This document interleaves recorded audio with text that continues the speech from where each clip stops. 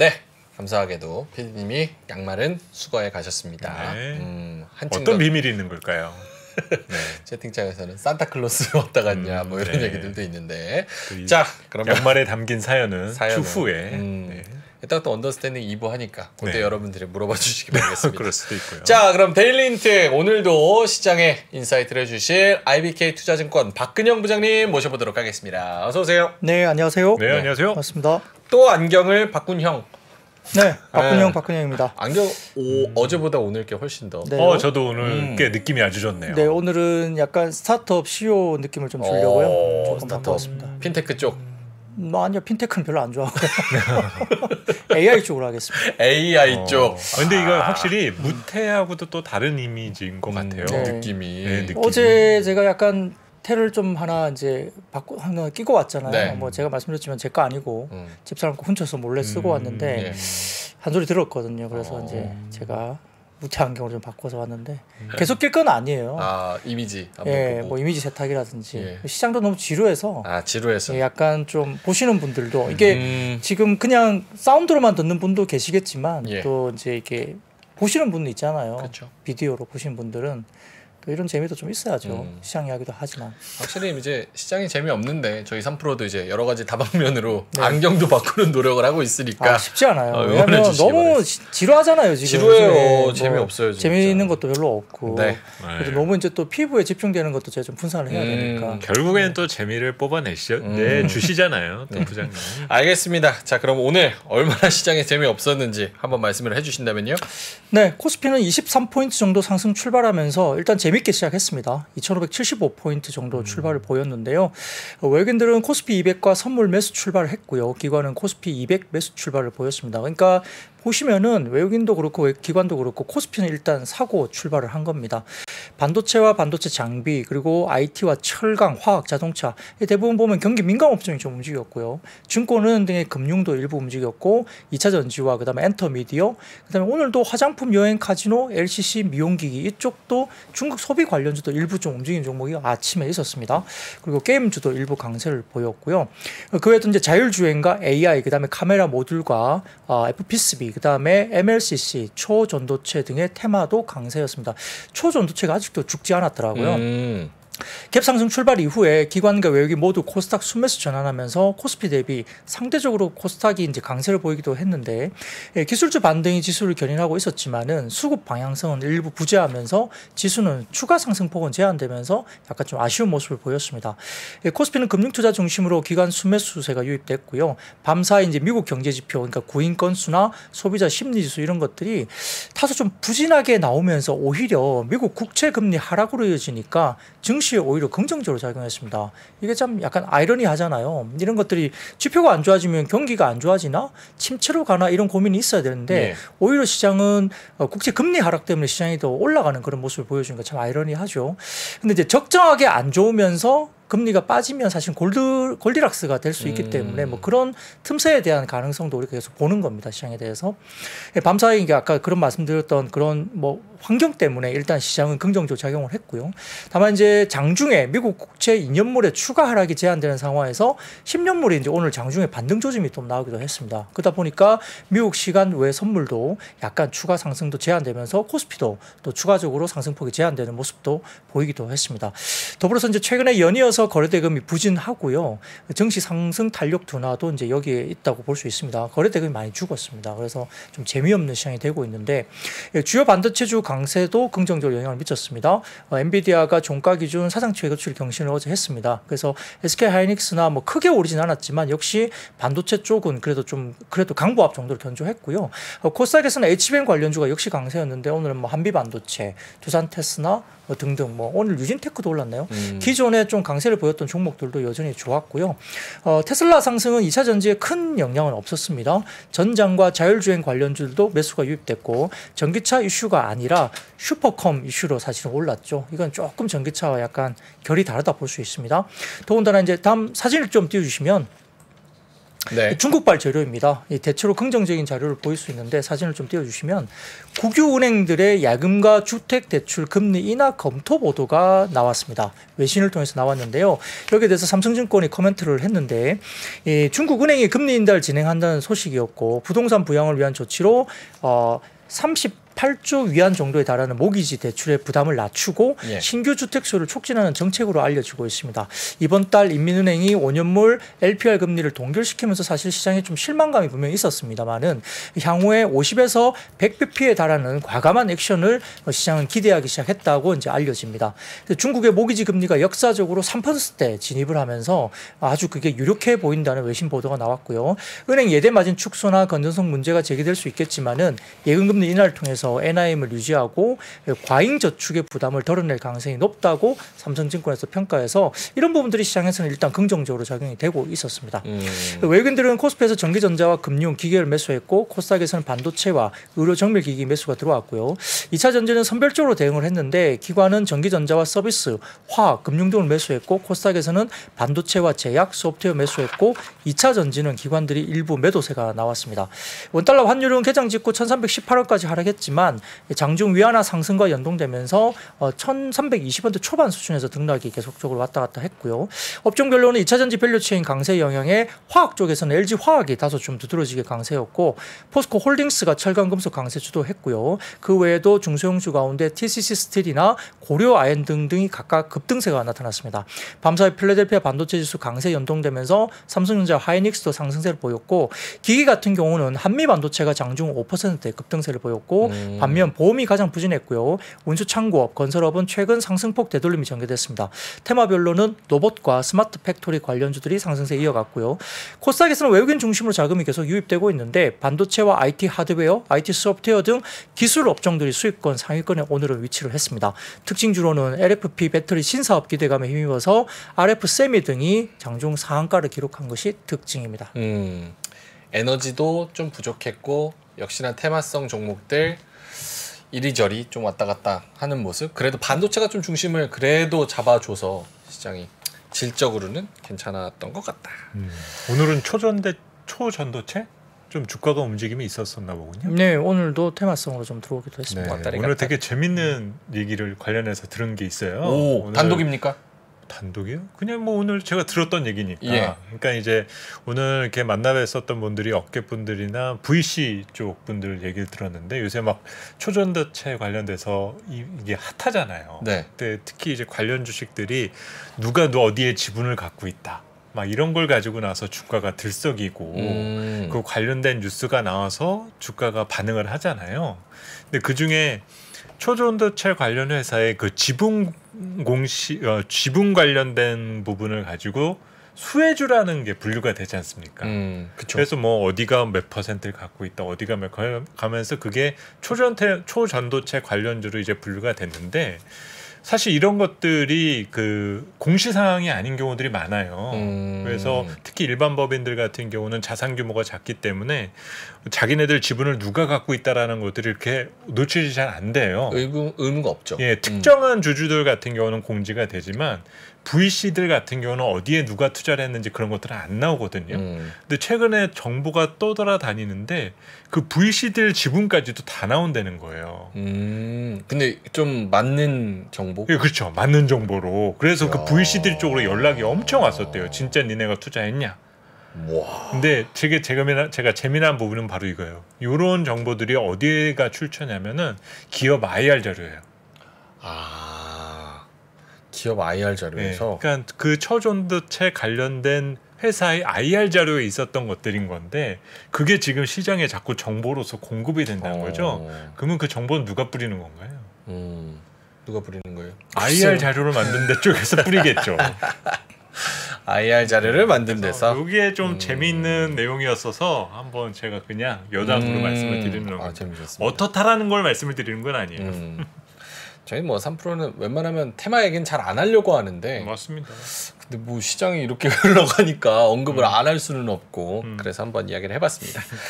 자, 그러면 요 뉴스를 첫 번째로 갖고 오셨네요. 네. 삼성전자. 네, 뭐 삼성전자나 하이닉스나 이제 HBM이 가장 계속적으로 이제 언급이 나오는데 뭐 엎치락뒤치락 누가 이제 빨리 또 선점을 할 것인가의 문제인데요. 현재까지는 하이닉스가 좀 앞서 있지만 삼성전자가 빨리 이제 쫓아가는 입장인데 차세대 HBM4 이게 뭐 역시 3 그다음에 3E 4, 뭐 4E 이렇게 뭐 나가겠죠. 그리고 HMP 뭐 이런 것도 있다고 합니다. 그게 이제 뭐 개별적으로 이제 발전 뭐 순서에 따라 뭐 그렇게 불려지고 있는데 아무튼 그 삼성전자 같은 경우는 차세대 HBM4를 2025년도에 양산 추진한다 이야기가 나왔었고요. 전일 또 필라델피아 반도체 지수도 강세를 보이기도 했습니다.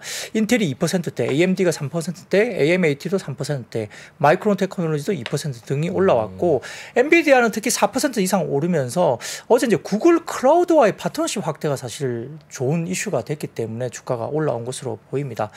본격 양산에 대한 부분들은 삼성전자가 역시 이제 HBM 쪽을 좀 이제 하이닉스 쪽을 근소하지만 어쨌든 따라가려고 굉장히 좀 노력하는 것 같고 또 이제 우리가 25년 양산될 HBM4에서는 하이브리드 본딩 기술이 적용되는 것으로 알려져 있다. 근데 이게 본딩 같은 경우라고 하면 또 한미 반도체가 머릿속에 살짝 떠오르긴 하거든요. 이걸 이제 하이닉스 쪽으로 한미 반도체가 하고 있기 때문에 그래서 최근에 기사가 확인은 안 됐지만 한미 반도체가 삼성전자 향으로도 뭐 본도를 뭐 이렇게 넣을 수 있다. 이런 이야기가 살짝 기사가 나오기도 했었어요. 네. 근데 이제 아까 말씀드렸던 이야기에서 하이브리드 본딩 기술 관련해서는 삼성전자가 추진하는 것은 맞긴 하지만 아직까지는 최종 확정된 것은 아니라고 일단 언급을 했다고 합니다. 기사 내용이 그렇습니다. 근데 이제 이런 부분들이 이야기되다 보니까 또다시 이제 한미 반도체가 조금 주목을 받는 것 같기도 합니다. 미래에셋증권은 또 보고서를 통해서 이제 반도체 업종에 대한 역시 긍정적인 모멘텀을 냈고요. 결국 본격적인 수요 개선 시점까지는 관련주를 그냥 보유해야 된다.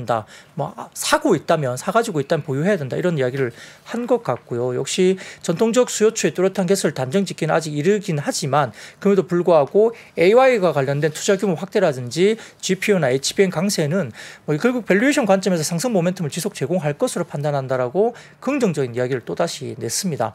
근데 이제 반도체 중고 장비도 세액 공제를 한다는 뉴스가 오늘 하나 나왔습니다. 그와 관련해서 이게 결국 J.K. 칩스법이 아니냐라고 이야기 나오는데 이게 입법 추진된다는 이야기가 나오면서 그리고 중고 장비를 하는 회사가 이제 서플러스 글로벌이나 러셀 이런 종목들이 있잖아요. 그래서 이제 주목을 받아서 장중에 급등세가 보이기도 했습니다. 덕산 아이메탈 같은 경우도 오늘 급등세가 나왔거든요. 그래서 이런 쪽도 상당히 좀 좋은 모습이 보이고 있고요. TFE 같은 경우는 이제 삼성전자 쪽의 밸류체인, HBM 관련된 밸류체인으로 좀 이제 주목을 받으면서 TFE가 최근에 좀 약간 아웃퍼폼을 충분히 하고 있는 모습이 있기 때문에 좀 관심이 많이 이제 가고 있는 그런 종목 중에 하나입니다. 더구나 이제 이게 이야기되다 보니까 이제 PCB, FPCB 업종들도 올라왔고 역시 오늘도 이수페타시스나 뭐 펩트논 이런 종목들도 주가들이 좀 주목을 받았습니다. 근데 이제 오늘 그 전일 그 모건 스탠리에서 나온 자료가 하나 있었다고 하는데 이걸 이제 엄블렐라 리서치 쪽에서 이제 약간 이 부분을 좀 서머리해서 올린 자료가 있는데 사진을 좀 띄워주시면 이게 이제 그 모건 스탠리에서 나온 어떤 자료를 발췌한 것 같아요. 근데 이제 이 느낌이 보니까 파란색 이 선이 아마 클라우드 서버나 그다음에 우리가 이야기하고 있는 예전에 닷컴 버블 뭐 이 흐름들을 좀 나타낸 거 아닌가 이런 생각이 좀 들거든요. 닷컴 버블이네요. 예, 과거에 예, 맞습니다. 예, 그래서 파란색 실선이 닷컴 버블의 움직임을 좀 보여주는 것 같아요. 근데 빨간색 여기서 표시되고 있는 빨간색 선은 아마 이게 지금 AI 관련된 사이클을 여기에 좀 표시를 같이 한 게 아닌가 싶거든요. 그래서 이제 이걸 이제 이 표를 이제 도식화하면서 모건 스탠리가 어제 같은 경우 어떤 내용의 리포트를 했냐면 넌 AI 클라우드 서버 수요가 AI가 아님에도 불구하고 넌 AI 클라우드 서버 수요는 올해 2분기를 바닥을 찍었다고 일단 주장을 했습니다. 그 리포트에서. 그리고 하반기 반등할 것이라는 전망을 제시했고 특히 대만의 에이스피드라는 회사가 실제 이 수요를 확인할 것이라고 어제 리포트에서 밝혔거든요. 그러다 보니까 모건 스탠리 해당 리포트 발간 당일날 에이스피드라는 그 종목은 그 시장에서 8.6%나 급등세를 보이기도 했습니다. 결국 이제 넌 AI 트래디셔널 서버 부분 그러니까 전통적인 어떤 그 서버 부분도 바닥을 잡아가는 것 같다라는 이제 뉘앙스가 커멘트가 나온 거죠. 모건 스탠리에서. 거기에다가 현재 반도체 사이클은 변곡점을 지나서 아마 4개 분기 내지는 6개 분기 정도의 상승 사이클로 들어가기 시작한 초입이다. 그리고 재고 또한 23년 2분기에 피크를 지났다고 이제 모건 스탠리는 주장을 하면서 닷컴 버블과 AI 사이클에 대한 비교가 많지만 직접 모건 스탠리가 분석을 해봤을 때 현재 AI 사이클은 닷컴 버블의 초입 당시 수준과 비슷하다고 했습니다. 그러니까 닷컴 버블처럼 이제 초입이라 올라갈 길이 상당히 많이 남았다. 뭐 이런 이야기를 나중에 빠질 수도 있겠지만 닷컴 버블 시점과 비슷한 초입 시기다. 그 굉장히 좋은 시기라고 이야기를 한 거죠. 근데 그게 어떻게 해석을 해야 되는 거예요? 그러니까 닷컴 버블이라는 거랑 비교를 해서 이것도 버블의 일종인데 초입이라고 생각을 해야 되는 건지 아니면 그래프는 흐름은 비슷하지만 이거는 실체가 있는 거다 이런 쪽으로 해석을 해야 되는 건지. 그래서 뭐 전체 이제 리포트를 제가 다 읽지는 못했는데 일단 상승에 대한 설명을 하다 보니까 그런 비교를 하지 않았을까 생각이 들어요. 주가에 대한 어떤 상승의 초입이라는 걸 설명하다 보니까 닷컴 사이클에 대한 부분들을 가져와서 붙인 거잖아요. 그러니까 모건 스탠리의 리포트는 제가 보기에는 뭐 방점은 뭐 그 해당 애널리스트가 그런 방점을 정말 두는지 모르겠지만 그냥 제가 느낌은 그냥 닷컴 시절의 그 주가들의 플레이의 초입 단계를 비교를 하면서 닷컴처럼 주가가 아직도 상승에 대한 룸이 많이 남아있다는 걸 좀 설명하기 위한 게 아닌가 싶어요. 나중에 닷컴 버블이 꺼지면서 막 급락했던 것에 대한 자세한 설명은 별로 없거든요. 내용들이. 저는 그 기준을 그 수요의 강도를 가지고 우리가 얘기를 해야 되는 것 같거든요. 그러니까 IT 버블이라고 그러면 초기 IT 버블이 태동될 때는 PC 보급이었어요. 근데 이제 PC 보급이라는 부분이 집에 한 대 있다가 막 한 대에 대한 보급률이 높아지면서 이 한 대로 되겠어? 애들도 있는데 두 대, 세 대 필요해. 그러면서 이제 버블이라는 게 생겼거든요. 즉 이제 버블이라고 하는 거는 초과 수요나 과수요가 갖다 붙어야 된다라는 거죠. 우리가 사치품에 대한 어떤 투기적 수요가 몰린다라고 할 때 똑같은 제품을 여러 크기로 사는 이런 뭐 백 같은 거라든지 이런 걸 하면은 과잉 소비라고 우리가 얘기를 하지 않습니까? 그러면 그걸 그대로 끌어와서 지금 AI 반도체 부분으로 접목시켜둘 때 지금 AI 반도체 관련된 거를 창고에 쌓아놓고 할 정도인가 그런 게 보이기 시작을 한다면 이거는 이제 버블이 만들어져가는 과정이라 볼 수가 있겠고요. 대표적으로 또 비교해 볼 수 있는 부분이 2차 전지인 거죠. 2차 전지. 2차 전지도 우리가 버블의 영역까지 갈 수 있다라고 믿었었던 거는 엄청난 수주 규모들이었었잖아요. 그렇죠. 그러니까 버블이든 아니든 우리 미지의 영역까지 갔다 오는 거에 대해서 용인이 됐었던 거지 않습니까? 그럼 AI도 사실 그런 관점에서 보는 거가 필요한 부분입니다. 결국 이제 수요의 확인은 내년 정도 아닐까요? 그렇죠. 내년 정도일 것 같아요. 수요가 정말 확인이 되고 재고가 쌓이지 않고 지금 엔비디아가 모자란다. 그 TSMC의 COWS 이 기술 캐파가 모자란다.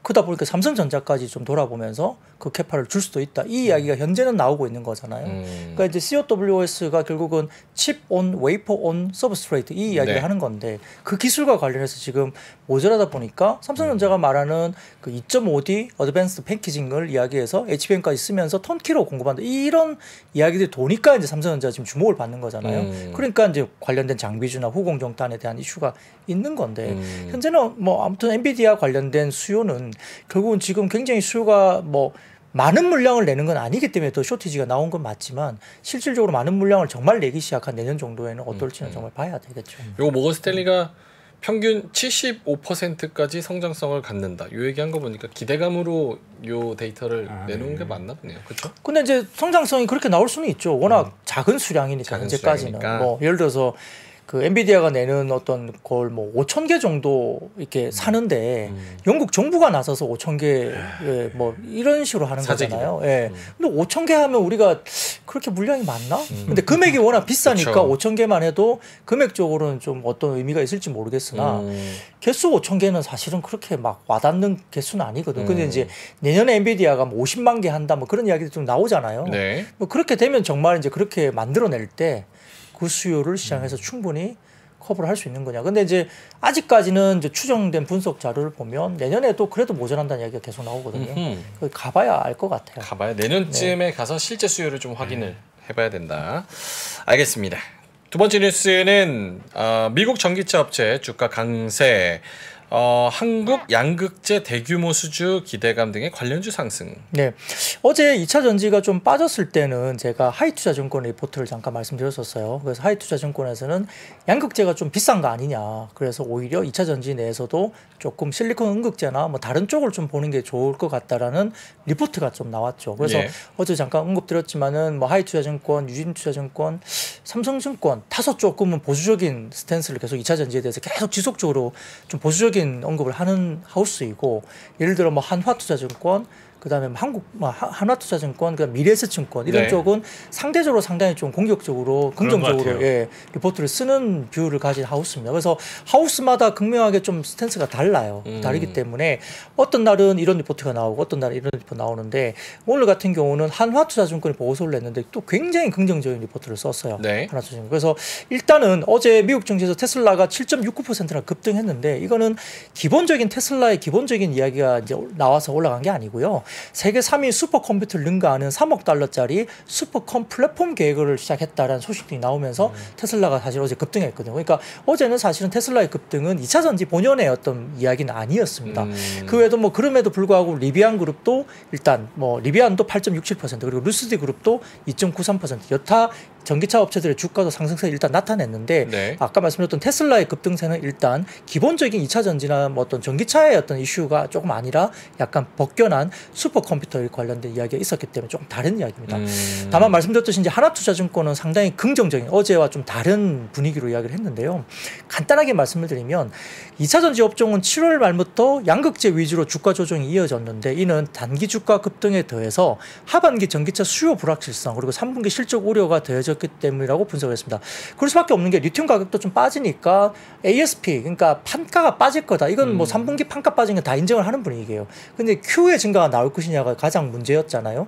근데 지난번에 한번 에코프로 그룹으로부터 어떤 그 조정 이후에 급반등이 나온 게 7월 지표가 너무 좋게 나왔어요. 청주 쪽 지표가 엄청나게 서프라이즈했고 대구는 좀 아쉽지만 그래도 증가를 했습니다. 7월 지표가. 근데 8월 지표는 아직 안 나왔잖아요. 그러니까 이제 월간 단위로 계속 이어지냐의 문제가 나와 있고 그러면 3분기가 좋아지는가는 8, 9월까지 봐야 되는 거죠. 그걸 보기 시작하면 7월이 너무 좋았는데 8월도 좋으면 결국은 이어지겠죠. 근데 이제 그런 것들을 보고 뭐 하이증권에서 어제는 약간 PEG 개념까지 도입하면서 양극재들이 대부분 다 뭐 PEG 개념으로 한 배 중반 정도까지 주가가 올라왔다.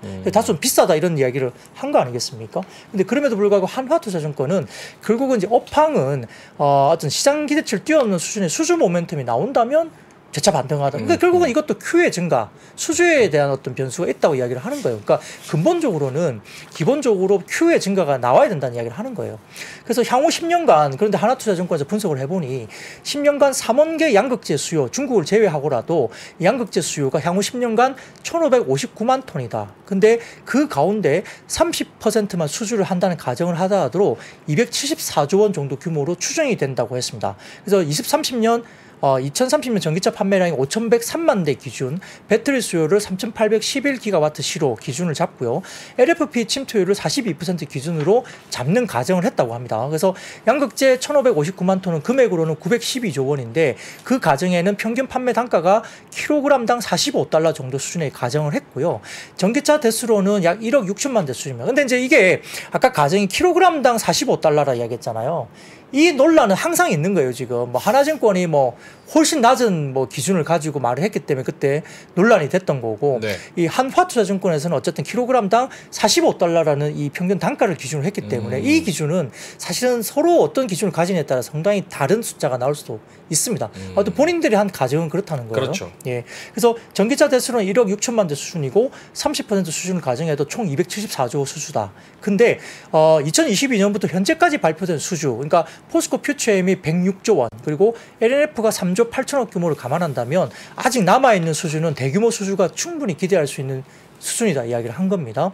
양극재는 배터리 내에서 가장 높은 원가 약 45에서 50% 차지하고 있고 3원계 양극재 소재인 리튬과 니켈, 코발트는 가치도 높고 가격 변동성의 커짐에 따라 OEM 배터리 업체들은 수주를 통해서 양극재 선 확보하려는 전략을 유지할 수밖에 없기 때문에 대규모 수주를 낼 거다. 그래서 조만간 수주 소식이 들릴 거다. 이런 논리입니다.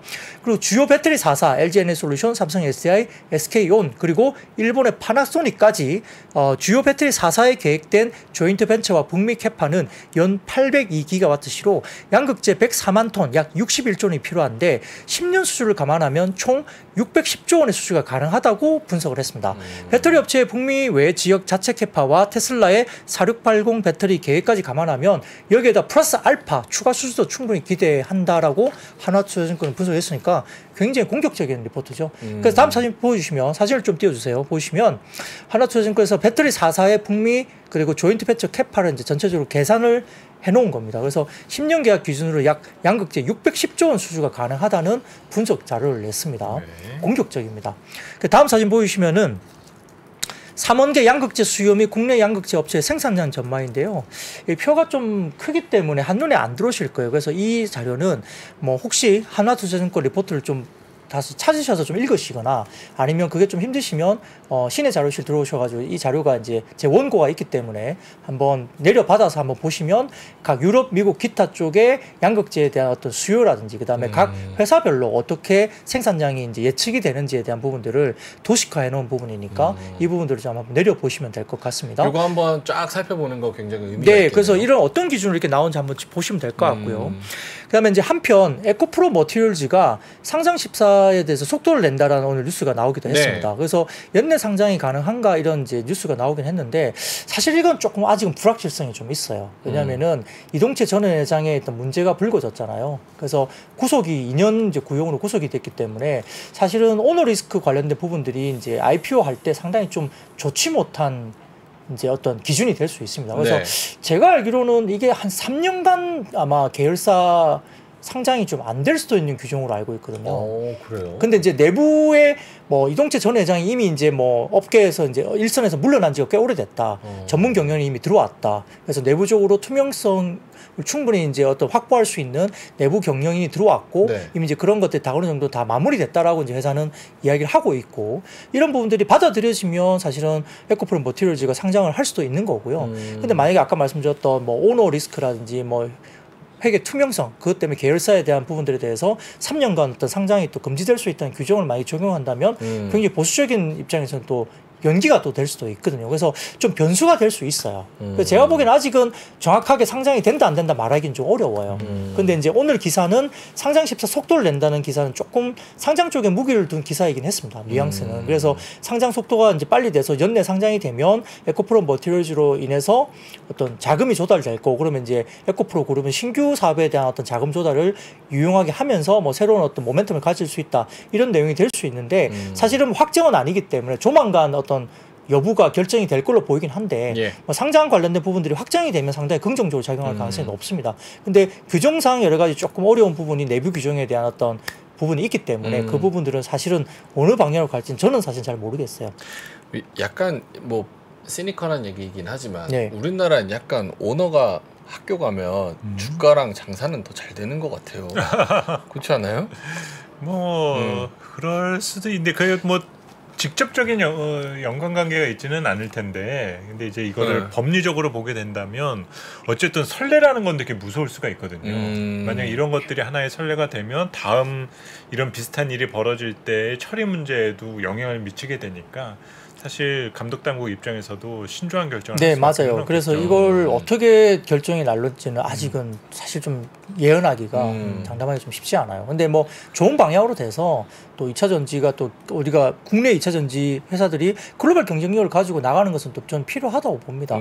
뭐 그런데 아까 언급하셨던 이게 약간의 선례가 돼서 뭐 또 다른 회사 그런 이슈가 생겼는데 그러니까요. 뭐 그때는 해주고 왜 나는 안 해줘? 우리가 생각하는 좋은 방향이라는 게 그쪽 그 대주주를 좋게 만들어주는 게 좋은 방향인 건지 아니면 투자자를 좋게 만들어주는 게 좋은 방향인 건지 이런 것들은 생각을 해봐야 되거든요. 어렵습니다. 네, 아무튼 그게 변수가 될 수 있습니다. 그 조금 다른 얘기 조금 더 이어가면 2차 전지 관련해서 하나증권에서 나온 건데요. 하나증권. 뭐 이거는 아마 시장에서 이야기되고 있는 이야기 같습니다. 중국 탄산리튬 가격은 계속 지금 조정을 받고 있습니다. 그래프 한번 볼까요? 네, 그래프 좀 띄워주시죠. 중국의 탄산리튬 가격인데요. 21만 위안 정도까지 또 빠졌죠. 그래서 좀 계속적으로 추가적으로 계속 하락세에 좀 접어들고 있어서 리튬 가격이 올라가지 않으니까 판가가 좀 빠질 가능성이 상당히 높아요. 이게 좀 튀어오르지 못하고 있는 상황이고 더군다나 오늘은 삼성이 SDI가 46파이 그 배터리를 GM에 샘플 공급하고 있다 이런 이야기가 나왔기 때문에 아마 삼성이 SDI 모멘텀도 좀 부각이 될 수도 있습니다.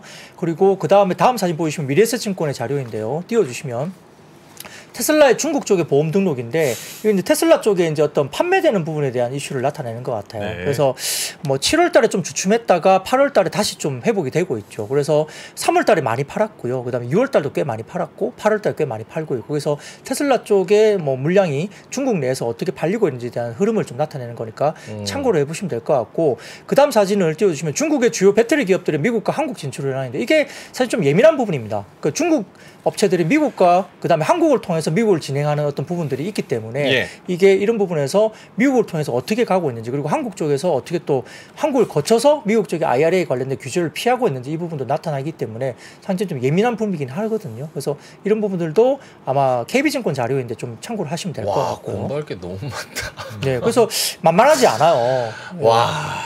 중국 업체들이 상당히 좀 IRA 이 우회해서 미국 쪽으로 나가려고 굉장히 좀 노력을 하고 있는 상황이기 때문에 이걸 어쨌든 우리가 극복하고 기술적으로도 뭐 LFP보다는 삼원계가 우리가 좀 우위에 있다.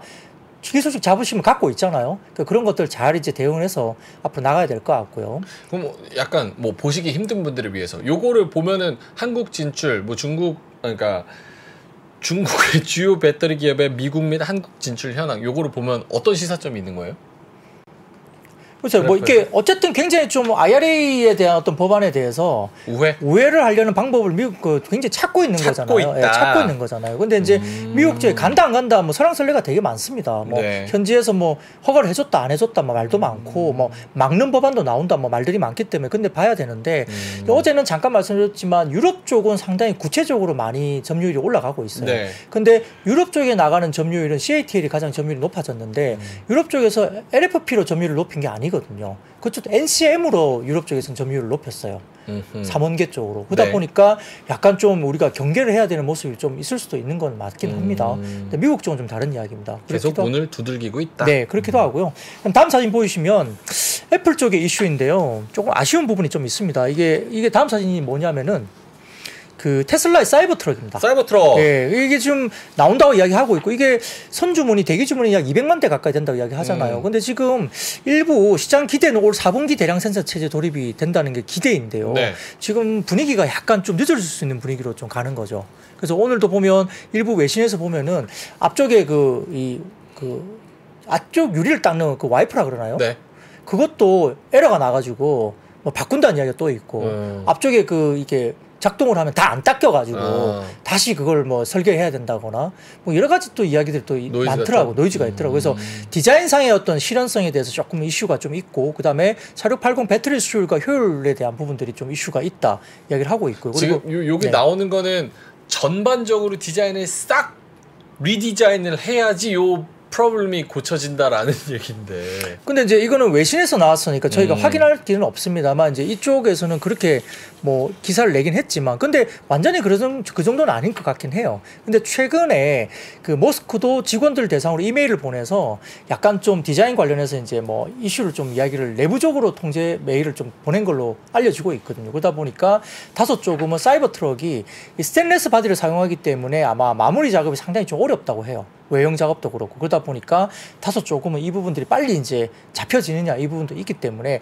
사이버 트럭에 대한 기대감이 상당히 크죠. 왜냐하면 새로운 200만 대가 열리는 거기 때문에 그러는데 이런 것들이 조금은 연내에 어느 정도 극복을 하고 고객들에게 수만 대 정도 수준의 인도가 좀 이루어지면서 테슬라가 조금은 모멘텀을 가지는 어떤 그런 것이 생기면 국내 2차 전지 쪽도 상당히 모멘텀이 될 수도 있겠죠. 이런 것들도 좀 상당히 좀 체크를 해봐야 되는 그런 이슈가 아닐까 싶습니다. 요게 그 도로에 돌아다니는 스파이샷이 많이 떴거든요. 완전체로 돌아다니는 거. 네. 근데 괜찮더라고요. 근데 내부가 그냥 아예 대시보다 아무것도 없고 요만한 이렇게 패널 하나 있고 장난감 같은 이런 콘솔 같은 거. 그래서 네. 와 이거를 그 비싼 돈 주고 하는 게 맞나?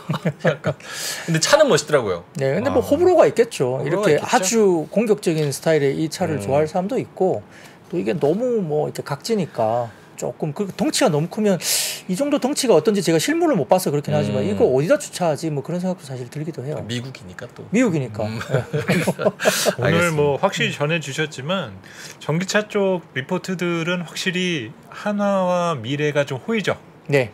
그리고 여전히 하나하고 유진에선 좀 보수적. 네, 하나, 유진, 예. 그다음에 삼성, 그다음에 하이투자증권 하이. 이쪽은 굉장히 보수적. 그렇군요. 그러니까 좀 너무 스탠스가 확연하게 보여요. 그렇군요. 각 하우스마다. 생각해보면 저희 네. 하우스는 약간은 좀 호의적인 편이긴 하거든요. 근데 이제 그만큼 이제 하우스마다 색깔이 맞아요. 다르다라는 거니까 네, 맞아요. 이건 뭐 예. 맞고 틀리다를 얘기하는 거라는 표현보다는 다르다라는 표현이 좀 더 맞거든요. 그 상황에 맞춰서 잘 껴맞춰야 될 필요성이 있어요. 알겠습니다. 아이폰 15 공개 9월 좀 기대감 관련주 네. 상승. 네, 어제도 제가 고명치 트위터 이야기 드리면서 네. 고명치는 시장의 우려와 달리 정상적으로 물량이 나올 거다 이야기를 어제 했다고 말씀을 드렸지 않습니까? 그래서 외신에서도 애플이 9월 10일 사진을 좀 띄워주세요. 한국 시간 13일 오전 2시 이게 외신에서 이제 공식 발표가 됐습니다. 그렇군요. 캘리포니아 쿠퍼티노 본사에서 애플 신제품 발표하는 이벤트를 개최한다 이제 발표가 됐기 때문에 행사명은 원더 로스트로 행사의 구체적인 내용은 밝히지 않았지만은 통상 9월에 신제품을 공개했다는 점에서 이번에도 이제 아이폰 15 관련된 이슈가 이제 공식적으로 나온다고 보시면 될 것 같습니다. 그리고 이제 한편 아이폰 15가 USB-C 타입 충전 단자가 이번에는 적용이 될 거다. 그리고 최대 6배 줌을 지원하는 잔망경 카메라 이게 이제 폴리드 줌이죠. 렌즈가 적용될 것이다. 이제 공식적으로 계속 이야기가 이제 확인되고 있는 것 같아요. 폴리드 줌 같은 경우는 이제 삼성전기나 국내 일부 업체들이 하고 있죠. 도구전자인가요? 그쪽이 좀 이슈가 있는데 정말 삼성전기가 만약에 폴리드 줌을 애플 쪽으로 넣는다 그러면 그것도 굉장히 이슈가 될 수 있겠죠. 도구전자가 넣을 수도 있고 뭐 모르겠습니다. 그건 확정을 좀 못하기 때문에 그러고요. 잔망경 렌즈라는 건 뭔가요? 폴리드 줌. 폴리드죠. 그게 이제 우리가 뭐 좀 기술적으로 다 설명드리긴 좀 어려운데 애플폰에 약간 뒤에 갑툭튀 있잖아요. 네네. 근데 여기에 카메라 렌즈가 이제 뭐 접층이 되면 되게 뭐 튀어나오기 때문에 약간 그 폴리드 줌 형식으로 기술이 들어가면 그게 갑툭튀가 좀 사라지면서 퍽 이렇게 내려오는데 이 광학에 대한 어떤 그런 기술 상태 높아지는 그런 기술이라고 해요. 하이테크네요. 네, 하이테크고 그게 이제 폴리드 줌이라고 불리더라고요. 카툭튀 안 되는데 줌은 또 잘 되는. 네, 네 그런 식으로 들어갈 수 있습니다. 그래서 잔망경이라는 게 잠수한 망경 잔망경. 그런 표현을 썼던 기억이 나서. 네, 네. 그래서 어제 댓글 중에 어느 분이 그랬어요. 그래서 이거 물 안에 들어가고 잘 보이는 거예요. 뭐 그렇게 말씀하시는 분도 계세요. 예, 예. 아, 불안해. 네, 네. 재밌네요. 뭐 여튼 뭐 자화전자, 도구전자 뭐 일부 뭐 그러면 삼성전기가 하는 거냐 등등등 말들이 많고 LG로텍 뭐 결국 이제 수혜주니까 이야기들이 많은데 아무튼 그건 봐야 되겠죠. 예, 그런데요. 이제 USB-C형 충전 단자 이야기가 있었잖아요. 이것 때문에 이제 우리가 이야기하는 신화 콘텍이라는 회사가 이제 C형 단자 C타입의 단자 C타입. 관련주로 이야기는 되고 있는데 뭐 C형 단자를 이야기를 이제 아이폰이 아마 받아들일 것 같아요. 유럽에서는 이걸로 하라고 지금 이야기가 나왔으니까 C형 단자를 적용해야 되는데 그때 말씀드렸듯이 아이폰 애플에서는 아주 그 뭐라 그럴까 뭐 어떤 영업적으로 아주 영리하게도 칩을 집어넣어 가지고 애플 쪽에서 지원하는 C형 단자가 아니면 충전 속도를 현저하게 느리게 만든다. 뭐 그런 이슈가 있거든요. 그걸 전략이라고 할 수 있습니까? 약간. 아니 본인 걸 팔아야 되니까. 예. 아니 그래도 어쨌든 애플 걸 사라는 거잖아. 애플의 C형 단자를 사면은 고속 충전이 그대로 가능하고 애플 거 아닌 C형 단자로 쓰면 아니, 그러면은... 속도가 엄청 느려져서 안 되는 건 아니지만 속도는 엄청 느릴 거야. 어떤 거 살래? 뭐 이런 거거든요. 또 그러면 이제 그걸 또 단자를 좀 뚫어버리는 또 뭔가가 또 등장하겠죠. 뭐 그러겠죠. 뭐 예. 그거는 우리가 알 바 아니죠. 근데 네, 어쨌든 그러니까. 예, 누군가는 하겠죠. 이게 장사를 잘하는 입장에서 투자자 입장에서는 내가 애플 주주면 와 그래 좋다 이런데 소비자 입장에서는 열불 터집니다. 뭐 펜 하나에 막 500불 받고 돌아다니는 바퀴 하나에 다이소 가면은 500원인데 네. 이거 막 5만 원씩 받아버리고. 그렇죠. 근데 뭐 마음에 안 들어도 사는 분이 있으니까 그 실적이 나오는 거잖아요. 그렇죠. 예. 할 말 수요가 없죠. 있으니까 예, 사는 예. 거예요. 맞습니다. 그러니까 그거를 글쎄요. 뭐 어떻게 보면 약간 뭐 부정적으로 볼 수도 있겠지만 뭐 영업하는 회사 입장에서는 본인 너무 걸 좋죠. 사라는데 근데 그렇게 비싸게 내놓는데도 사니까.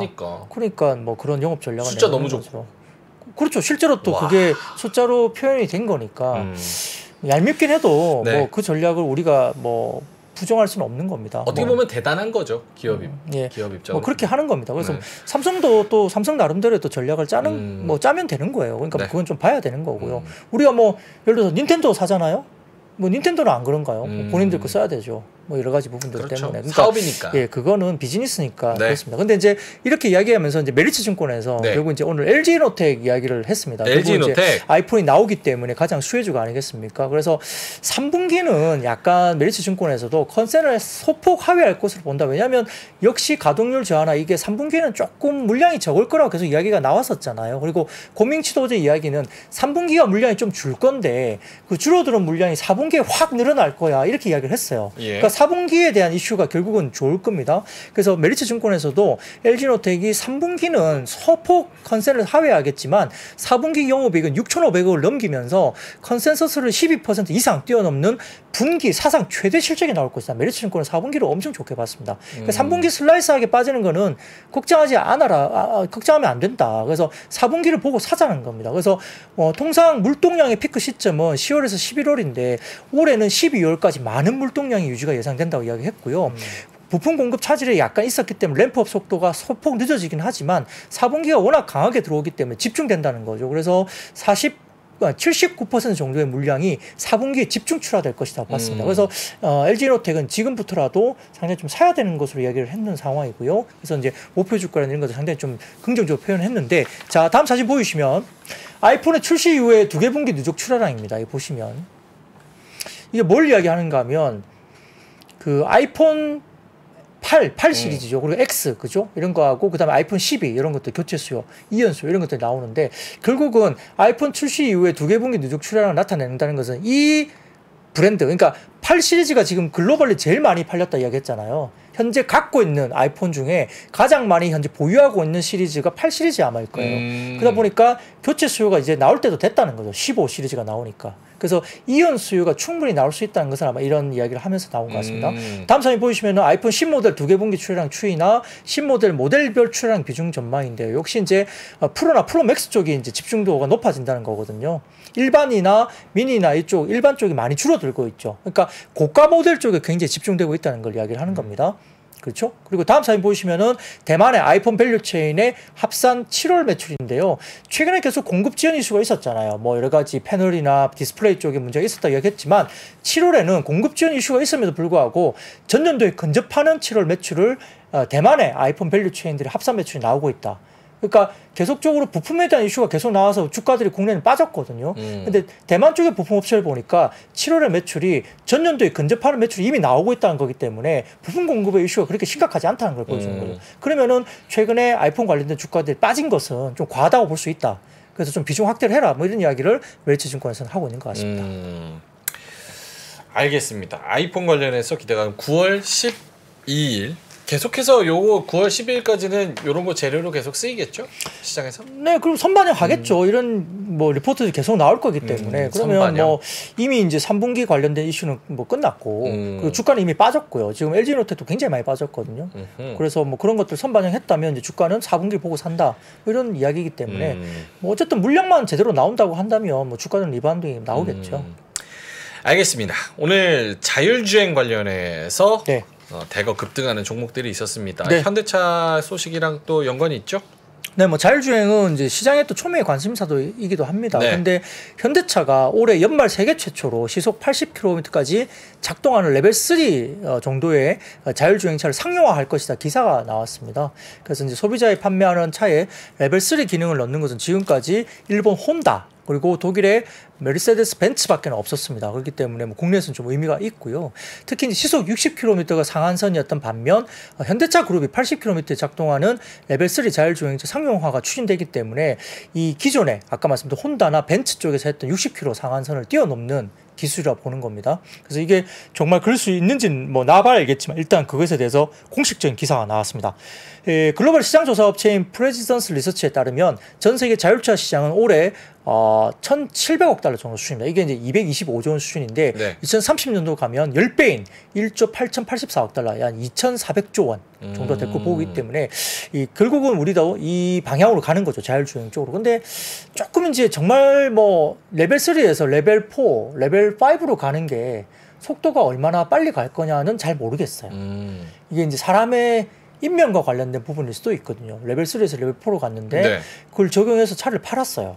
근데 이게 무슨 에러가 나거나 뭐 이렇게 되면 완전 자율주행이 되기 전에 뭔가 심각한 에러가 나와서 이게 사람이 정말 자율주행을 맡기고 손을 떼고 뭐 잠을 잘 수 있을 정도까지 갈 수 있느냐, 이거 좀 다른 이야기거든요. 그 이제 약간 그 위험성에 관련된 안전에 대한 문제이기 때문에 그 속도가 레벨 3까지 와 있는 상태에서 레벨 4, 레벨 5까지 정말 속도가 빨라질 수 있느냐 문제는 조금 기대감보다는 조금 보수적으로 봐야 되지 않을까. 뭐 그 생각도 사실 개인적으로 들거든요. 자율주행차 나오면 사셔서 자율주행 기능 할 거예요? 어떠세요? 하겠죠. 네, 네. 안전하다고 나올 테니까. 안전하고 나올 테니까. 네. 근데 만약에 정말 엉뚱하게 뭐 사고라도 나왔다. 그러니까 사고가 날 것 네. 같으면 내놓지를 않겠죠. 아예. 근데 그거는 정말 모르는 거예요. 그러니까 정말, 저희는 네. 이런 걸 보면 이제 워낙 아이디어를 축출하는 게 습관이 되다 보니까 네. 상당히 이제 보수적으로 보는 게 습관이 되어 있거든요. 근데 오늘 제가 오기 전에 딱 그걸 좀 느꼈어요. 그 택시 예약 콜 서비스들 네네. 있잖아요. 사실 이 콜 서비스 관련된 것들이나 이 위치 추적이나 이런 부분들이 발전 속도가 생각보다 정말 빠르거든요. 근데 이런 것들이 어느 정도 지금까지 진행된 다음에 이게 기술이 뒤로 후퇴하진 않아요. 그러니까 앞으로는 더 좋아질 거라는 거죠. 그러니까 뭐 지상에서 부르던 지하에서 부르던 이젠 찾아올 수 있는 기능이 장착이 될 테니까, 그러면 자율주행도 지금은 되게 별거 아니고 사고도 쉽게 날 것처럼 보이는데 시간이 지나면 지날수록 그 확률은 제로로 만들어 가겠죠. 근데 아직은 근데 뭐 테슬라가 뭐 약간 자율주행 가다가 뭐 트럭을 들이받았네 뭐 이런 뉴스도 이게 외신에서 지금은 나오니까. 나오겠죠. 예. 달을 보고 주황색 신호등인 줄 알고 뭐 멈췄다느니. 그리고 뭐 공동묘지를 갔더니 뭐 보이지도 않던 사람이 거기서 뭐 보이고. 화면에서 뭐 인식이 되고 나오더라. 뭐 여러 가지 이슈들이 많기 때문에 이게 예, 자율주행 레벨 3까지는 왔어요. 근데 4, 5까지 이제 진행이 되는 시간이 정말 우리가 지금 예상하는 아까 2030년도에 그 리서치 보도 자료는 2,400조 원이 2030년도에 시장이 형성될 거라고 분석을 했잖아요. 근데 속도가 늦어지면 그렇지 않을 수도 있는 거죠. 그렇네요. 예, 그러니까 우리가 뭐 UAM 같은 경우도 그 누가 탈 거야 뭐 이런 생각을 지금도 하고 있잖아요. 그래봤자 몇 대가 그럼 날아다닐 건데 이런 생각을 하는 거예요. 그렇죠. 그러니까 이제 이런 것도 사실은 기대감에 주가들이 움직이기도 있지만 저는 자율주행이 안 나오면은 인간이 더 위험해질 것 같아요. 운전자들이 계속 스마트폰 보고 운전을 하잖아요. 사실 더 사고 위험만 더 커진다라고 봐요 저는. 그럴 바에는 차라리 자율주행에게다 맡기는 거가 오히려 저는 낫다라는 거죠. 그래서 저는 따릉이 타고 다닙니다. 따릉이 더 위험해요. 완벽한. 따릉이가 위험하면. 그럼요. 따릉이도 지금은 걸어다니게요. 괜찮죠. 명행커는 워낙 지금 젊고다 그러니까. 젊으니까 예. 걸어 다닐게요. 그 바이크나 이런 것들 넘어지면 진짜 큰 맞아요. 사고 맞아요. 나거든요. 다른 게 크게 빼는 거 다쳐요. 없잖아요. 예, 큰 사고 나요. 오케이, 알겠습니다. 자율주행 일단은 뭐 기술이 어떻게 되는지, 그리고 올 연말까지 또 나온다고 하니까 벌써 9월이잖아요. 얼마 안 남았으니까 여기 어떤 평가를 받을지는 또 지켜보도록 하겠습니다. 다음은 복지부 뉴스. 네. 예, 뭐 비대면 진료 지침 중에 재진 기준이나 초진 허용 지역 보완 소식이 나왔습니다. 이거는 이제 사실 비대면 진료는 코로나 때 좀 더 이제 한시적으로 약간 좀 풀어졌던 감이 없지 않아 있어요. 왜냐하면 코로나 때문에 뭐 이렇게 집에서 머물러야 되고 병원을 못 가니까 이제 일부 비대면 진료를 풀어서 이렇게 이야기를 했는데, 지금 이제 비대면 진료 허용 대상인 재진의 기준과 관련해서 만성 질환은 강화를 했지만 그 외 질환은 완화를 하고요. 초진 허용 지역도 일부 넓히는 것으로 이야기가 나온 것 같습니다. 그래서 예외적으로 섬이나 벽지 지역 거주자에 대한 초진 비대면 진료를 허용하고 있지만 대상 지역의 범위가 너무 협소하잖아요. 그러니까 섬 벽지가 아니지만 의료기관이 부족한 지역 환자들이 불편을 호소하는 경우가 많았기 때문에 관련 지침을 개선하겠다 밝히면서 원격 진료 관련된 테마들이 좀 움직였다, 이렇게 간략하게 볼 수 있겠습니다.